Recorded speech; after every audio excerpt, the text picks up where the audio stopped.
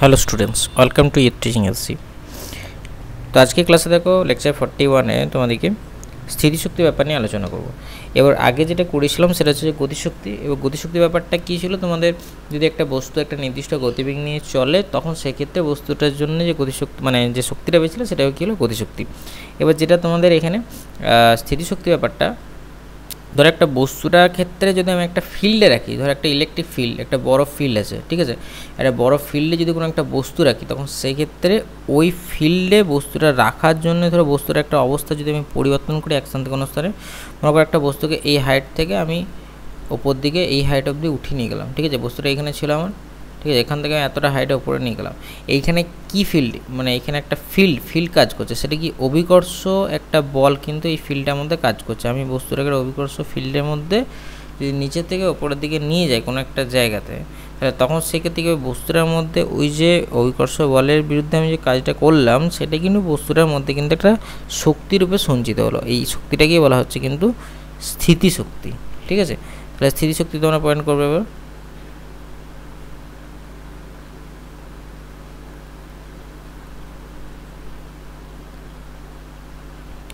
স্থিতিশক্তি কি, ধরো একটা বল একটা ফিল্ডের মধ্যে যখন আমার ওই বললাম কি বস্তুটার একটা স্বাভাবিক অবস্থার যদি পরিবর্তন করে অন্য অবস্থায় আমি নিয়ে যাই তখন যে পরিমাণ যে শক্তিটার প্রয়োজন হচ্ছে ওখানে, বা যে শক্তিটা অর্জন করছে, ঠিক আছে, অ্যাকচুয়ালি অর্জন হবে ওখানে যখন আমি এক জায়গা থেকে অন্য জায়গায় কার্যটা করছি, কার্যটা করার জন্য কী হবে, কিছু পরিমাণ শক্তি আমার ওখানে কিন্তু সৃষ্টি হবে। তো এটাকেই বলা হচ্ছে কিন্তু স্থিতিশক্তি, ঠিক আছে। তাহলে এটাকে লিখবে যে কোনো বল ক্ষেত্রে মানে কি একটা ফোর্স ফিল্ডের মধ্যে, ফিল্ড অফ ফোর্স বলতে পারো, ফিল্ড অফ ফোর্সের মধ্যে কোনো বল ক্ষেত্রে, বা এটাকে ইংলিশটা আমি লিখে দিয়ে যাতে বুঝতে সুবিধা হয়, ফিল্ড অফ ফোর্স বলের ক্ষেত্র, এই যে বল ক্ষেত্র, ফিল্ড অফ ফোর্স,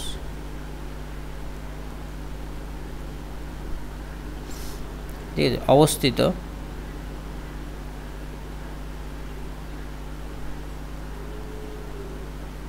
বস্তুর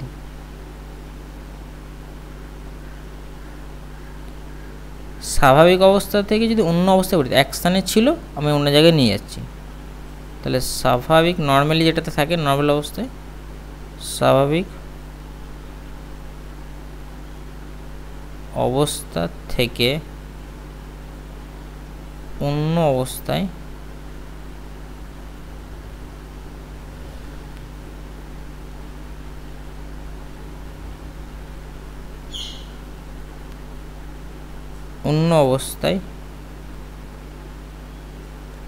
আনলে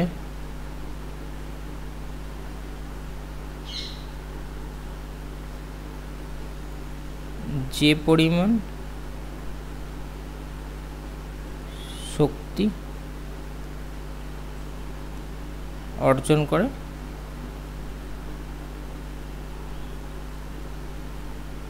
সেই শক্তিকে, মানে কার্যটাই কিন্তু শক্তিরূপে সঞ্চিত হচ্ছে, স্থিতিশক্তি বলে, ঠিক আছে। এবার স্থিতিশক্তি কিছুটা একটা কার্যেরই রূপ। এবার স্থিতিশক্তি তোমরা ক্যালকুলেশনে দেখো তো, এবার এখানে পয়েন্ট করো যে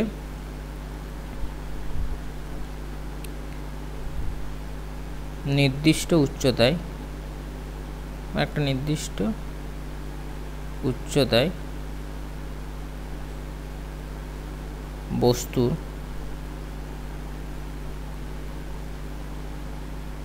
স্থিতিশক্তির পরিমাণ নির্ণয়,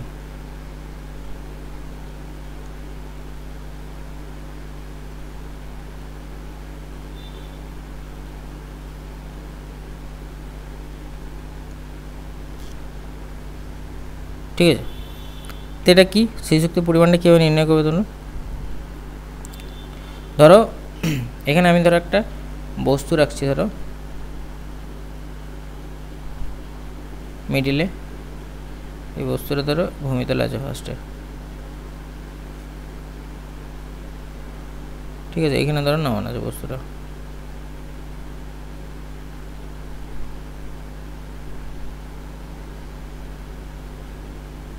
ঠিক ঠিক আছে। এটাকে ধরো আমি একটা নির্দিষ্ট হাইট, মানে কি এর হাইটটা ধরো এখানে হাইট কি, মানে এটা ধরো 0 হাইটে আছে, বস্তুটা ধরো এই হাইটে নিয়ে যাওয়া হচ্ছে। আমি ধরো এখানে বললাম হাইট h0, এখানে কি হাইট h, ঠিক আছে। h হাইটটা মানে এইখানে হাইটটা কি 0, তাহলে এইখান থেকে এই ডিস্টেন্সটা কি আমার h, তাহলে h হাইট আমার তোলা হচ্ছে।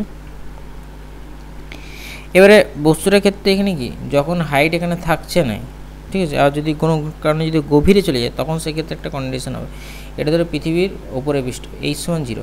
এবার যদি আমি পৃথিবীর গভীরে ছবিটা করি, মানে নিচের দিকে যাচ্ছে, তখন সেক্ষেত্রে একটা ছবি করে রাখবো এটার ক্ষেত্রে। তার মানে এটা যদি আমি বলি হাইটটা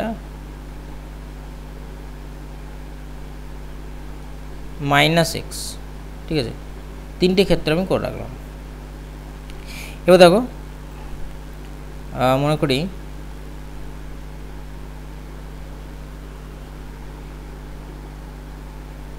m বস্তুর ভর, তাহলে বস্তুর ভর যদি m হয়, সেক্ষেত্রে ওজন কত হবে, বস্তুর ওজন সমান কি mg। এবারে যদি বলো যে বস্তুটা m ভর আছে, এবার বস্তুর ওজন ক্ষেত্রে হচ্ছে mg। এবার যদি h উচ্চতায়, মানে কি বস্তুটার অভিকর্ষের বিরুদ্ধে যখন উঠব, তাহলে অভিকর্ষের বিরুদ্ধে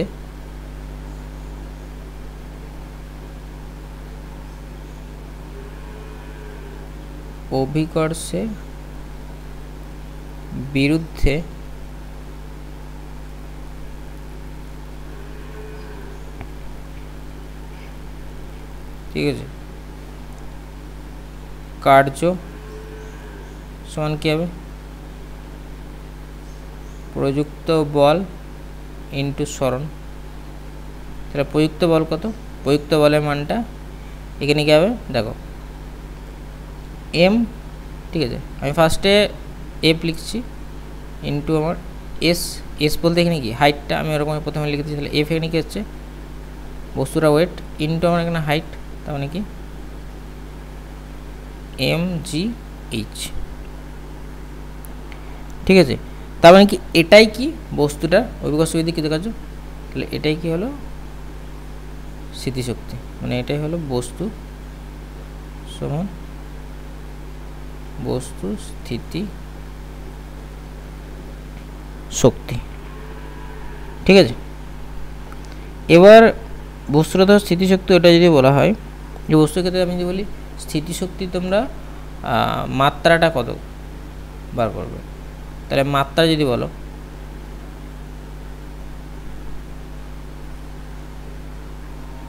স্থিতিশক্তি মাত্রা,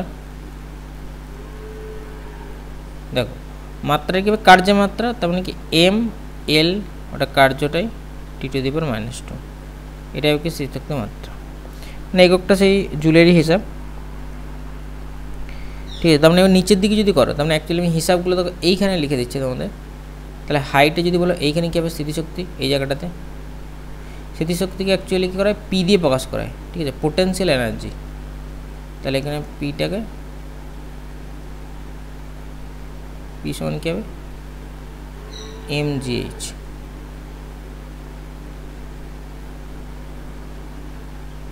এবার দেখো তার মানে কি আমি যদি বলি এইখানে যেহেতু পি এর মানটা, তাহলে এইখানে পি এর মানটা কত হবে mgh, এইখানে কত হবে পিটা, দেখো এইচটা এখানে 0, তাহলে পি সমান কী হয়ে যাবে 0, পোটেনশিয়াল এনার্জি 0। এখানে কী হবে দেখো পি সমান mg ইন্টু -x, তার মানে -mgx,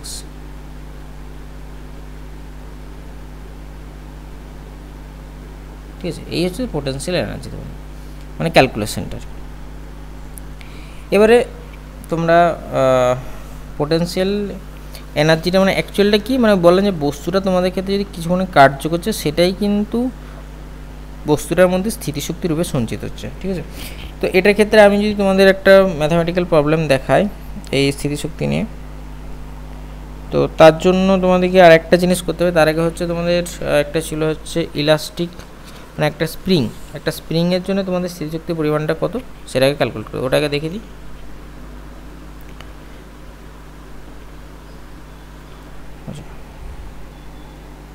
এখানে হেডিং করবে প্রসারিত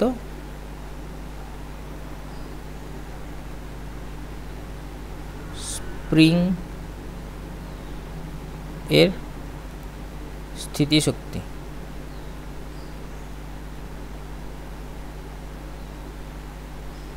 প্রসারিত স্প্রিং এর স্থিতিশক্তি। আচ্ছা, এইখানে ধরো আমি একটা স্প্রিং, ধরো একটা দৃঢ় অংশ ধরো, ঠিক আছে, একটা দেয়ালে ধরো এরকম আটকানো আছে।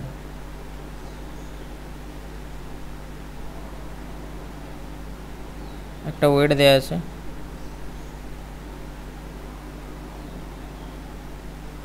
ঠিক আছে।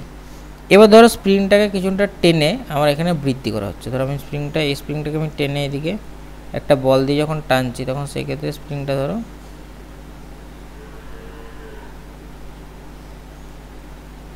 এতটা পরিমাণ ধরো বৃদ্ধি করা হলো স্প্রিংটা, ঠিক আছে।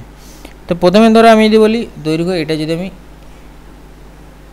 ফার্স্টে ধরো তুই বলি স্প্রিংটার দৈর্ঘ্য আমার L1 ছিল, আর এইটা যদি এখন যদি মনে করো L2 হলো, স্প্রিংয়ের দৈর্ঘ্যটা L2 হয়ে গেল। তাহলে একটা ধরো আমি যদি বলি স্প্রিংয়ের দৈর্ঘ্য প্রসারণ কত, তাহলে স্প্রিংয়ের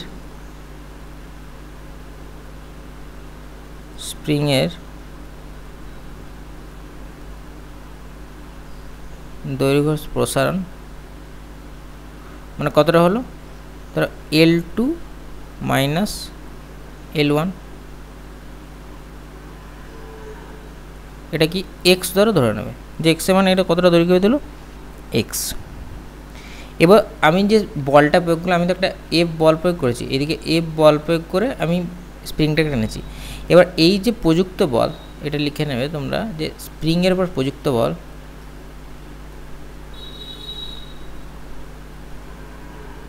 স্প্রিংয়ের ওপর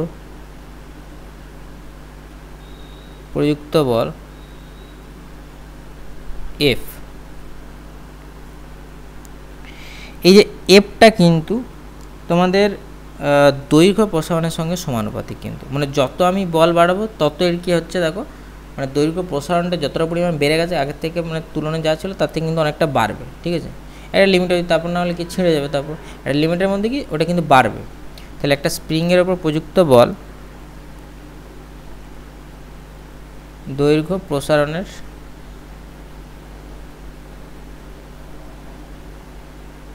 সমানুপাতিক।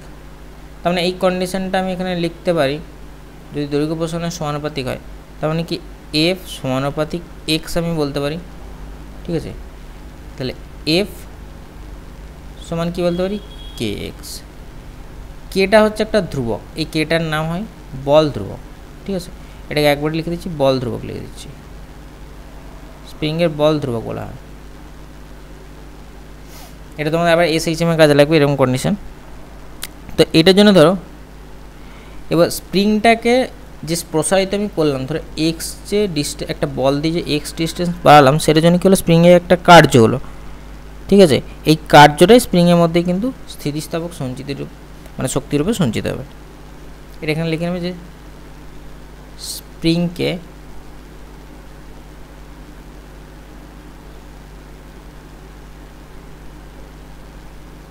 প্রসারিত করতে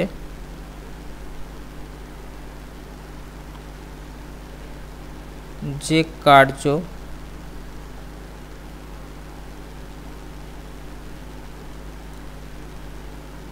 করা হলো সেটা স্প্রিংয়ে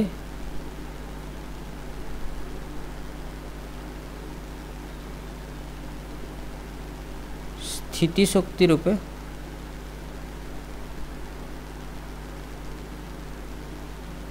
স্প্রিংয়ে লিখব, স্প্রিংয়ে স্থিতিশক্তি রূপে সঞ্চিত থাকে। এবার ধরো স্থিতিশক্তি এই যে কার্যটা হলো, ধরো এটাকে যদি আমি ক্যালকুলাসে লিখি, তাহলে আমি যদি বলি ডিডাব্লিউ, তাহলে ডিডাব্লিউ সমানকে আমি লিখতে পারি এফ ইন্টু ডিএক্স। তাহলে ডাব্লিউ সমান ইন্টিগ্রেশনের ফর্মেট তোমাদেরকে দেখানো হয়েছিল, তাহলে এফ ইন্টু ডিএক্স ওই ধ্রুবক বলের সময়। তাহলে এইখানে ধরো যে পরিমাণ বৃদ্ধিটা হলো, তাহলে কত আমার বৃদ্ধি করা হলো, এল মানে প্রথমে L1 ছিল, তারপর কী হলো L2 হলো, L2 করার জন্য আমার কত বৃদ্ধি হলো, ধরো এখানে আমি লিমিটটা দিচ্ছি, ইন্টিগ্রেশনটা 0 থেকে x বৃদ্ধি করা হলো, তাহলে এফ ইন্টু আমার ডিএক্স এখানে। তাহলে এখানে কি বলি, এফটা ধরো বাইরে বেরিয়ে গেল, আর ইন্টিগ্রেশন অফ ডিএক্সের সাপেক্ষে যদি আমি করি, আচ্ছা এখানে কিন্তু এফ ইন্টু ডিএক্সের যে ব্যাপারটা হলো, এফের জায়গায় ধরো, আচ্ছা মানটা আমাকে বসিয়ে দিতে হবে, তাহলে কিন্তু সুবিধা হবে। এফের জায়গায় ধরো আমি কী বার এফ সমান কে এক্স, তাহলে ওই মানটা যদি আমি বসিয়ে দিই কে এক্স টু ডিএক্স, তাহলে ঠিক হবে, কেটা কনস্ট্যান্ট বাইরে বেরিয়ে গেল, তাহলে ইন্টিগ্রেশন অফ এক্স। এবার এই এক্সটার মধ্যে পার্থক্য আছে, একটা হচ্ছে লিমিট এক্স, এইটা হচ্ছে লিমিট এক্স, আর এটা হচ্ছে এক্সের ওই যেটা হচ্ছে আমাদের মানে অপারেটর এক্স, এটা হচ্ছে অপারেটর এক্স। তাহলে কে আমি এক্সের যদি এখানে ইন্টিগ্রেশন করি কয় এক্স স্কোয়ার বাই 2, তার লিমিট 0 টু এক্স, যখন মানটা বসাবো তাহলে এখানে হবে হাফ কে, এবার দেখো এক্স স্কোয়ার মানটা এক্স বসালে আর একবার 0 বসালে 0 স্কোয়ার, মানে অ্যাকচুয়ালি হলো হাফ কে X square, upper limit minus lower limit. ইন্টিগ্রেশনে তোমাদের কোন ফর্মুলাটা ইউজ হচ্ছে সেটা আমি লিখে দিচ্ছি, দেখো সাইডে, ইন্টিগ্রেশন অফ এক্স ডিএক্স, মানে x to the power n, যদি এটাকে ফর্মুলা লাগায় তাহলে কী হবে, x to the power n+1 by নিচে n+1 প্লাস সি। যেহেতু এটা হচ্ছে কি দেখো লিমিট দেয়া আছে, ঠিক আছে, এটা হচ্ছে নির্দিষ্ট সমাকল, আর এটা এই কন্ডিশনটা সি যখন কাটে অনির্দিষ্ট সমাকল কিন্তু সি লাগে, এটা হচ্ছে নির্দিষ্ট সমাকল। তাহলে ডাব্লিউ সমান তোমরা কি পেলে, এই জিনিসটা পেলে হাফ কে এক্স স্কোয়ার। তো হাফ কে এক্স স্কোয়ারটা কী হচ্ছে, একটা স্প্রিংয়ের ক্ষেত্রে যখন আমি যখন স্থিতিশক্তির বেশি সঞ্চিত হচ্ছে কার্যটা, সেটা কিন্তু স্প্রিংয়ের হাফ কে এক্স স্কোয়ার, কেটা কি এখানে বল ধ্রুবক। এবার স্প্রিংটাকে ধরো আমি তোমাকে যদি প্রথমে একটা দৈর্ঘ্য বলে দিই যে এত ফার্স্টে দৈর্ঘ্য ছিল, ঠিক আছে, এত থেকে দৈর্ঘ্য বৃদ্ধিটা আমার এত করা হলো, ঠিক আছে, তাহলে তখন সেক্ষেত্রে কী হবে, ধরো যদি স্প্রিংকে এক্স সমান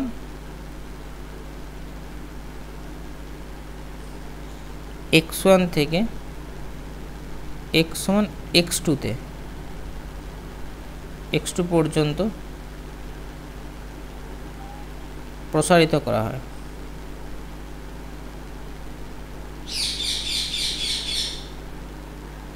ঠিক আছে, তাহলে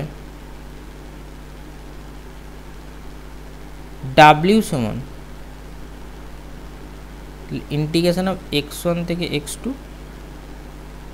তাহলে কে এক্স ডিএক্স, তাহলে এখানে মানটা বসাবে, একবার আমি বসালে এফ ইন্টু ডিএক্সের জায়গায়, তাহলে x square by 2 integration x1 to x2, মানটা বসালে আসছে ধরো কে ইন্টু হাফ, এটা ধরো x2 square minus x1 square, এটা হবে, তার মানে কি হাফ কে x2 square minus x1 square, যদি এটা দৈর্ঘ্যটা বলো। অ্যাকচুয়ালি যেটা বক্স করে রাখলাম এই ফর্মুলাটা যখন মেন। এবার যদি সেক্ষেত্রে কোনো এরকম টাইপের যদি কোশ্চেন আসে তখন তোমরা ওই অঙ্কর ক্ষেত্রে এই জিনিসটা চেঞ্জ করবে, ঠিক আছে। এবার ধরো আমি যদি একটা নর্মালি কোশ্চেন দিচ্ছি তোমাদের,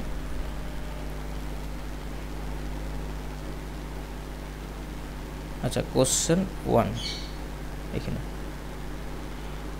8 কেজি ভরের লেখা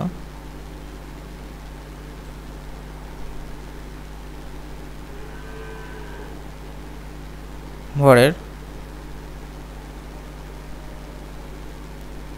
একটি ব্লক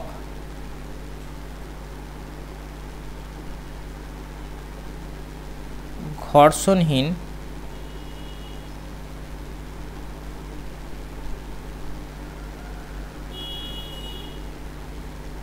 অনুভূমিক টেবিলের উপর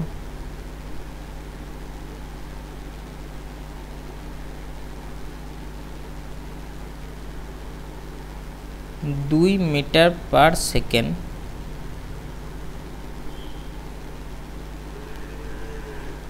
বেগে চলে একটি স্প্রিংকে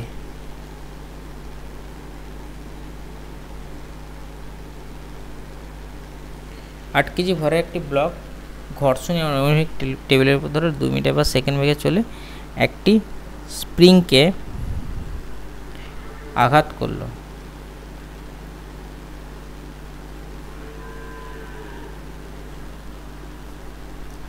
এবং স্থির হলো।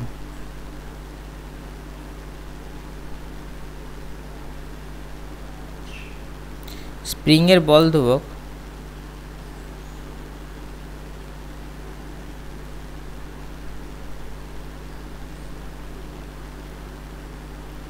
1.5 নিউটন পার মিটার।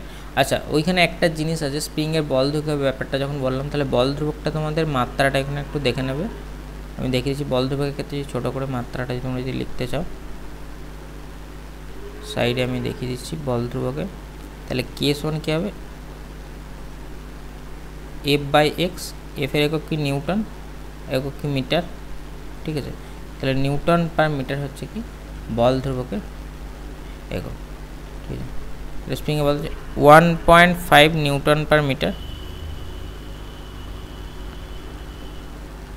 হলে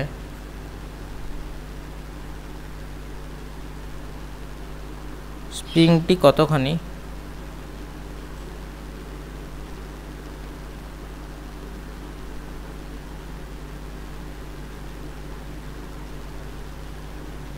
সংকুচিত হবে।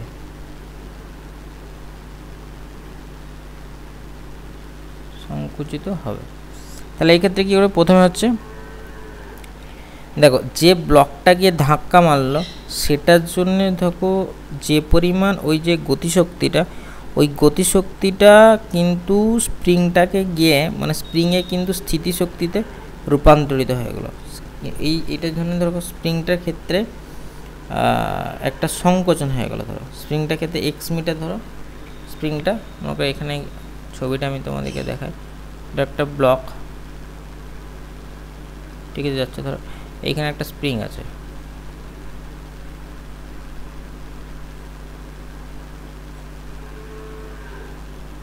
ধরো আছে, এটাকে যখন ধাক্কা মারলো তখন কি হলো, স্প্রিংটা ধরো এটা হয়ে গেল। তারপরে এইটা ধরো আমি যদি বলি এইটার থেকে এইটা যেটা স্প্রিংটা এটা ধাক্কা মারার পর এতটা অংশ ধরো ছোট হয়ে গেল, ঠিক আছে, এক্স অংশ ছোট হয়ে গেল ধাক্কা মারার পর। তাহলে ব্লকের যেটা গতিশক্তি আছে না, ব্লকের গতিশক্তি হাফ এম ভি স্কোয়ার, এটা কিন্তু ওর কিন্তু স্প্রিংয়ে কিন্তু স্থিতিশক্তিতে কনভার্ট হয়ে গেলো। তার মানে হাফ এম ভি স্কোয়ারটা কিন্তু হাফ কে এক্স স্কোয়ারে কনভার্ট হয়ে গেলো। তাহলে এখানে কীটা চেয়েছে দেখো, এক্সটা চেয়েছে, তাহলে m v square x square সমান কি m v square by k. তাহলে এম দেখো 8, ভরের মান কত আছে 8 আছে, আর ভি এর মানটা কত আছে 2 স্কোয়ার বাই নিচে হচ্ছে 1.5, ঠিক আছে। এটার মান ধরো যদি বসাও 8 ইন্টু এটা হচ্ছে 4 বাই 1.5। এবার হচ্ছে তোমাদের দেখো মানটা প্রায় এক্স স্কোয়ারে এটা 32 বাই 1.5, ঠিক আছে। এটা ধরো ক্যালকুলেটারে বসাই, মানটা কত আসছে দেখি,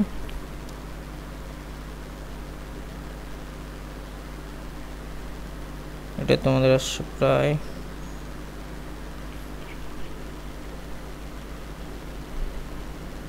21 পয়েন্ট সামথিং এর কাছাকাছি, ঠিক আছে।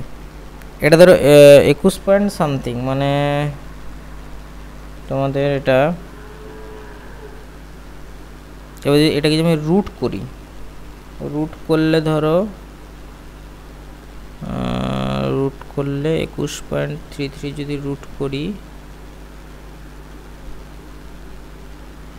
প্রায় অ্যাপ্রক্স এক্সের মানটা আসছে 4.6 কাছাকাছি, ওটা 21.33 আসছে। এবার যদি এক্স স্কোয়ার সমানটা আছে তাহলে এটা যে এক্স স্কোয়ার আছে তাহলে এক্স সমান কত হচ্ছে 4.6 প্রায়, ঠিক আছে, প্রায় এটা অ্যাপ্রক্স ভ্যালুতে ওটা আসছে।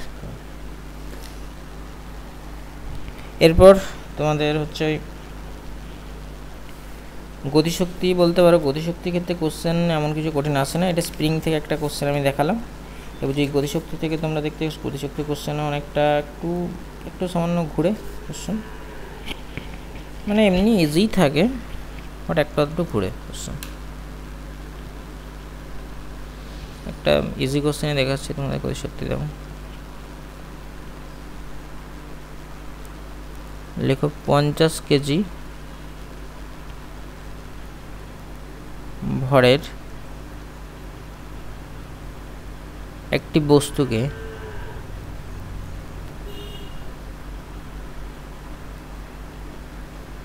কোনো উচ্চতা থেকে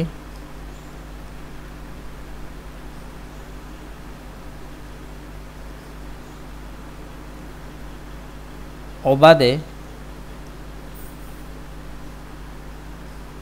অবতরণ করতে দেওয়া হলো।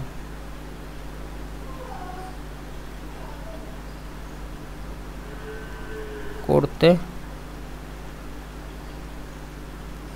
দেওয়া হলো 5 সেকেন্ড পর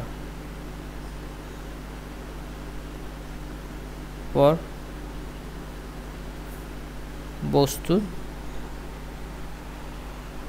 গতিশক্তি কি হবে। তাহলে দেখো প্রথমে ব্যাপারটা দেখো, তোমাদের একটা এখানে আছে দেখো, তার মানে কি প্রাথমিক যে বেগটা নিয়ে আসছিলো প্রাথমিক বেগটা কিন্তু 0, এখানে এ মানে কি জি, ঠিক আছে, তার মানে এ মানে জি, তার মানে হচ্ছে 9.8 মিটার পার সেকেন্ড স্কোয়ার। এখানে তো টি এর মানটা চেয়েছে, ধরো আমি এখানে ফর্মুলাটা লাগাতে ভি সমান ইউ প্লাস এখানে ধরো জিটি বসাতে পারি। তাহলে এখানে ধরো ভি এর মানটা কি হচ্ছে, ই এর মানটা যেহেতু 0 প্লাস 9.8 ইন্টু 5, তার মানে 49 মিটার পার সেকেন্ড। তাহলে গতিশক্তি এখানে ভিটা আমার পাওয়া গেলো, তাহলে গতিশক্তি কত হবে, তাহলে গতিশক্তি ই সমান হবে 1/2 ইন্টু 50 ইন্টু 49, মানে 25 ইন্টু 49, তার মানে প্রায় তোমাদের 600, এটা মানে 60,025 প্রায় অ্যাপ্রক্স 60,025 জুল, ঠিক আছে। তো তোমাদের এরকম টাইপেরই কোশ্চেন থাকবে, এমসিকিউ থাকলে এগুলোই ছোটো ছোটো করে দেওয়া থাকবে, এক্ষেত্রে তোমরা তখন দেখে নেবে। এবার এমজিএস দেওয়া থাকলে কোশ্চেন তো অনেক আরও ইজি থাকে মানগুলো দেওয়া থাকলে। তো আজকে চলো তোমাদের ক্লাসটা এইটুকুই, এবং নেক্সট ক্লাসে আমি ওই পরের যে নেক্সট টপিক তোমাদের যান্ত্রিক শক্তি ব্যাপারটা নিয়ে আলোচনা করবো।